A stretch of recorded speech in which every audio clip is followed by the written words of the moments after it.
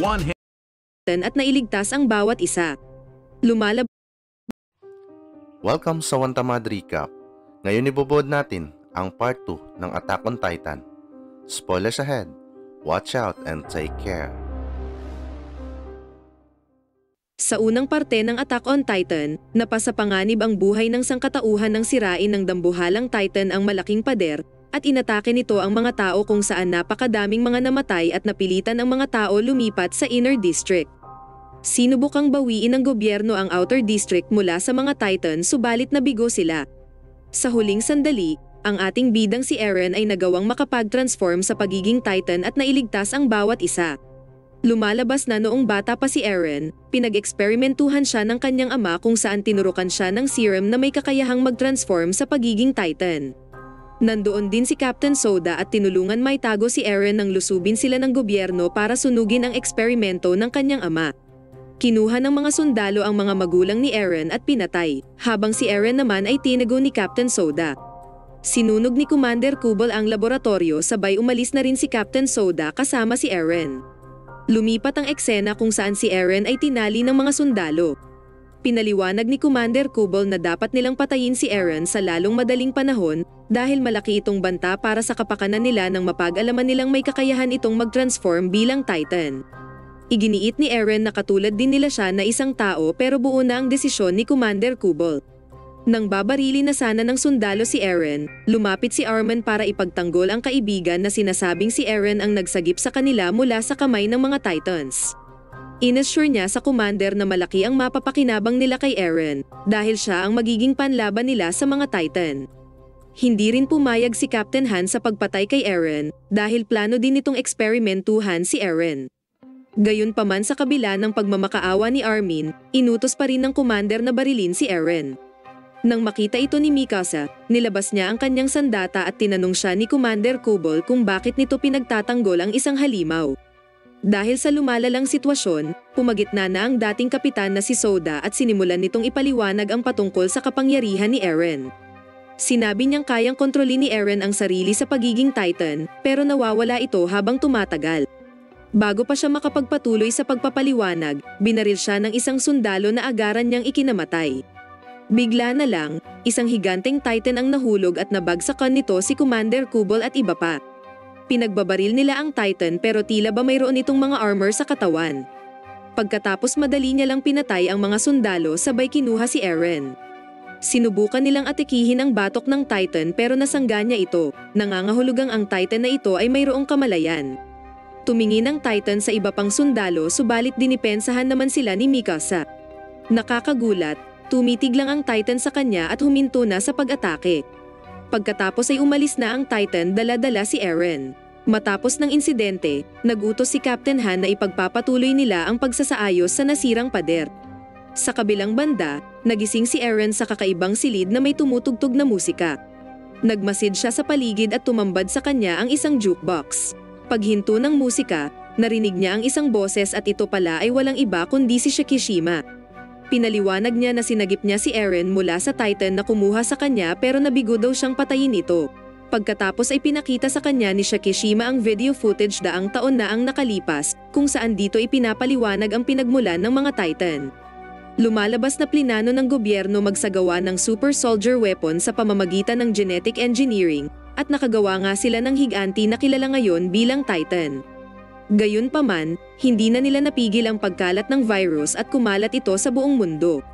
Ang mga tao ay bigla na lang nagiging Titan at halos naubos ang buong populasyon. Dahil sa matinding problemang ito, binombahan ng gobyerno halos lahat ng mga Titans at nagdulot ito ng matinding pagkasira sa mundo. Gayunpaman kahit papaano, may iilang populasyon ng tao ang nakaligtas at gumawa sila ng mga pader para dito magtago. Kalaunan, isang makabagong gobyerno ang nabuo at ito na nga ang naging bagong lipunan nila ngayong kasalukuyan. Ang silid na kinaroroonan nila ngayon ay nilikha ng gobyerno upang mabantayan nila ang bawat tao sa pader. Inihayag pa ni Shikishima na ang pag-atake sa mga pader ay pakana ng gobyerno. Ginawa nila ito upang magtanim pa rin ng takot sa mga tao at upang madali lang manipulahin ng gobyerno ang mga tao. Gayunpaman, nagkaroon ng pag-asa si Shikishima kay Eren nang masaksihan niya itong mag-transform at magkaroon ng kamalayan bilang Titan. Naniniwala siyang mapipigilan nila ang binabalak ng gobyerno. Lumabas na ang dalawa at pinakita ni Shikishima sa kanya ang kanyang mga tagasunod. Tumambad din kay Eren ang napakadaming bombang pampasabog na ninakaw niya mula sa commander. Binigay niya ang grappler kay Eren sabay sinabing mula ngayon ay malaya na siyang gawin ang gusto niya. Samantala, nagawang makuha ng scout ang missile at plano nilang itakip ito sa butas ng pader. Nakatingala si Mikasa mula sa malayo, inaalala ang nakaraan noong kasama pa nito si Eren. Pagkatapos nagpatuloy na ang grupo patungong syudad, pero napahinto sila nang masalubong niya ang isang armored vehicle. Lumabas ang ilang sundalo sabay tinutukan sila, mabuti na lang lumabas si Eren mula sa sasakyan. Humingi siya ng paumanhin kay Mikasa dahil pinag-alala niya ito, pero malinaw naman sa itsura ni Mikasa na masaya itong makita muli si Eren. Lumabas na rin si Shikishima at sinuri nito ang missile. Nabigla si Captain Han nang makita ang mga armas ng sundalo, sabay pumasok din ito sa loob ng sasakyan. Sa pagkakataong ito, inangkin ni Shikishima ang missile at pinaliwanag niya na plano niyang sirain ang inner wall gamit ang missile upang tuluyan ng mawasak ang pamumuno ng gobyerno at makalaya ang mga tao sa kamay nila. Nagulat si Eren sa sinabi ni Shikishima dahil sa akala niya gagamitin nila ang missile para takpan ang nabutas na pader. Hindi rin siya pumabor sa ideyang ito dahil maraming mamamayan ang mapapahamak. Ngunit tugon lang sa kanya ni Shikishima na ang kamatayan nila ay kapakipakinabang para mapabagsak lang ang gobyerno. Dagdag niya pa kay Eren na kalimutan na nito ang nakaraan at sumama sa kanyang plano. Pero nang maalala ni Eren lahat ng sakripisyo at paghihirap ng mga taong malapit sa kanya dahil sa mga Titan, sumigaw siya sa sobrang galit at sinabi kay Shikishima na tumatanggi siya sa gusto nito. Inatake niya si Shikishima pero sa kasamaang palad madali lang siyang napabagsak nito. Tumayo si Eren para umatake muli, pero madali lang din nailagan ni Shikishima ang mga atake niya.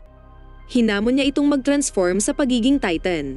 Halos walang kwenta lahat ng atake niya dahil ni isa ay wala man lang tumitama. Pinigilan siya ni Shikishima. Lalo itong kinagalit ni Eren kaya sumugod siya na walang pakialam. Gumawa ng plano si Arman kasama ang kaibigang si Senagi. Bago patuluyang tapusin ni Shikishima si Eren, binantaan siya ni Arman na huminto kung hindi ay pasasabugin niya ang mga bomba. Sinabi niya sa mga kasamahan na kunin si Eren at dalhin ito sa truck. Pero hindi nagpatinag si Shikishima sa banta at inutos pa sa mga tauhan na barilin sila. Bigla na lang, isang grappling hook ang dumaplis sa mukha niya at kumonekta ito sa gusali. Tumalon si Senagi sabay sinabi sa mga kasamahan na siya na ang bahala at umalis na sila. Sinimulan niya hatakin ang pader ng buong lakas habang pinagbabaril siya ng mga sundalo ni Shikishima. Sa kabutihang palad nagawa niya namang mapabagsak ang pader sa mga bomba at ginamit ni Armin ang oportunidad na ito para tumakas. Isang napakalakas na pagsabog ang naganap na muntik pang maabutan ang sasakyan nila. Nalungkot ang grupo dahil sa ginawang sakripisyo ni abutan ang sasakyan nila. Nalungkot ang grupo dahil sa ginawang sakripisyo ni Senagi para sa kanila. Pero biglang lumitaw muli si Shikishima at kahit papano ay nakatakas pala siya mula sa pagsabog. Umakyat siya sa sasakyan para angkinin ang missile. Kinuha niya ang espada at sa kanilang pagkagulat, sinaksak niya ito sa kanyang dibdib. Lumitaw ang buto mula sa likuran niya at kalaunan ay nagtransform siya sa pagiging halimaw. Lumalabas na si Shikishima pala mismo ang Titan na lumitaw kanina na kumuha kay Eren at pumatay kay Commander Kubol. Sinubukan ni Eren gayahin si Shikishima pero pinigilan siya ng kasamahan dahil hindi daw sila sigurado kung gagana ba ang paraang ito sa kanya. Sinabi niya na kaya nilang talunin si Shikishima kung magtutulungan sila. Tumakbo ang nakabaluting Titan at pinakita nito ang kanyang lakas sa pamamagitan ng pagpatay sa iba pang Titans. Nakakuha ng tiyempo si Sasha at pinatamaan nito ng arrow ang mata ng Titan. Umatake din ang ibang kasamahan nila pati na rin si Mikasa. Sumugod na rin si Eren at winasiwas nito ang tuhod ng Titan. Nang mapaluhod ang Titan na si Shikishima, tumalon si Jing sa ulunan ng Titan para atikihin ang weak spot nito, pero napansin naman siya ng Titan at sinimulang hambalusin. Mabuti na lang nagawa ni Eren maitaboy si Jing at siya tuloy ang tinamaan. Kukunin na sana ni Shikishima ang missile nang bigla na lang, isang pagsabog ang naganap at napansin niyang si Eren ay nagtransform na rin sa pagiging halimaw na Titan. Sumigaw si Eren at ang dalawa ay muling nagtuos sa katauhan ng Titan. Isang matinding labanan ang nangyari subalit wala pa ring binatbat si Eren dahil na rin sa makapal na baluti ni Shikishima. Isang malakas na sipa ang tumama kay Eren dahilan para mapabagsak siya sa lupa. Tatapusin na sana siya ni Shikishima pero pinulot niya ang LSE ng chopper, sabay sinaksak ito kay Shikishima. Pagkatapos ay sinundan pa ito ni Eren ng pamatay na sipa sa ulo ni Shikishima at napatilapon ito sa gusali. Sa wakas ay bumalik muli si Shikishima sa pagiging tao at sumigaw si Eren ng may pagtatagumpay. Sumunod ay kinuha niya ang missile mula sa truck. Pagkatapos umakyat siya sa pader, dala-dala ang missile habang sumusunod naman ang kanyang mga kasamahan. Nang ilalagay niya na ang missile sa butas, unti-unti naman siyang nawawalan ng lakas dahil sa sobrang pagkapagod. Napansin ito ni Mikasa kaya gumawa agad siya ng aksyon. Hinati niya ang likod ni Eren para subukang gisingin ito at ipaalala ang pangako niya sa kanya na ipapakita nito kay Mikasa ang labas ng mundo pati ang karagatan. Sa wakas ay muling nagising si Eren at pinagpatuloy na ilagay ang missile sa butas. Sa kabilang banda, nagising na rin si Captain Han matapos nitong madamay sa pagsabog kanina. Isang misteryosong lalaki rin ang lumitaw at naglakad. Muli nang ang bumalik sa pagiging tao si Eren habang si Arman naman ay abala sa pagsiset ng timer sa missile. Nang aalis na ang grupo, biglang nagpakita sa harap nila si Commander Cobalt. Himalang nakaligtas ito sa pag-atake ng Titan na si Shikishima sa kanya kanina. Nag-offer siya ng kalayaan sa grupo kapalit ng buhay ni Eren. Tumanggi ang grupo kaya binaril sila ng commander at aksidenteng tinamaan si Eren sa binti. Sinabi ng commander na kapahamakan lang ang naghihintay sa kanila sa labas ng mga pader na ito. Bago pa siya matapos sa pagsasalita, inatake siya ni Sasha ng arrow sa leeg at nahulog siya sa likod ng pader. Pero sa kanilang pagkagulat, biglang nag-transform si Commander Kubol sa pagiging Titan at siya pala ang Colossal Titan na sumira sa pader 2 taon na ang nakalipas.